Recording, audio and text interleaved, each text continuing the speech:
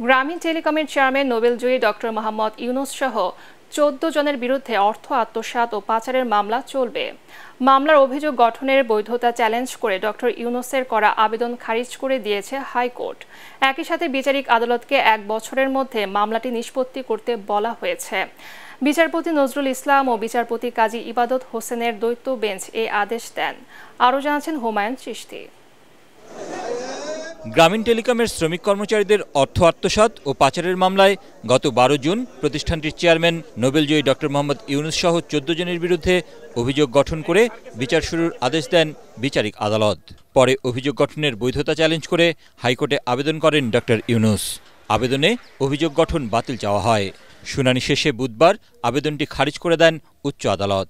Court বলেছে অপরাধের প্রাথমিক সত্যতা আছে, অপরাধ প্রাথমিকভাবে প্রতীয়মান হচ্ছে, তবে এটা কতটুকু সত্য কতটুকু মিথ্যা এটা বিচারিক আদালত সাক্ষ্য প্রমাণের ভিত্তিতে নির্ণীত হবে।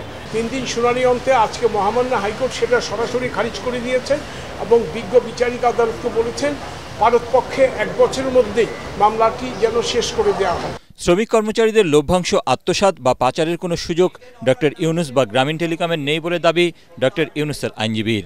হাইকোর্টের আদেশের বিরুদ্ধে আপিল করার কথাও জানান তিনি। গ্রামীণ টেলিকমের চেয়ারম্যান বোর্ডের সিদ্ধান্ত অনুযায়ী তারা শ্রমিকদের টাকা শ্রমিকদের অ্যাকাউন্টে তাদের সেটেলমেন্ট অ্যাকাউন্টে দিয়ে দিয়েছে। ওই টাকাতে হাত দেওয়ার ক্ষমতা ডক্টর ইউনূস বা গ্রামীণ টেলিকমের নাই, কারণ ওই টাকা হয়ে গেছে একটি ভিন্ন অ্যাকাউন্ট। আবার 26 কোটি টাকা যে লয়ারের ফি এবং ওইটাও দেওয়া হচ্ছে ওই সেটেলমেন্ট অ্যাকাউন্ট থেকে। সুতরাং এইখানে তো ওনার বিরুদ্ধে আত্মসাতের অভিযোগ আসে না। আমরা সুপ্রিম কোর্টে এইখানে আমরা আপিলে যাব।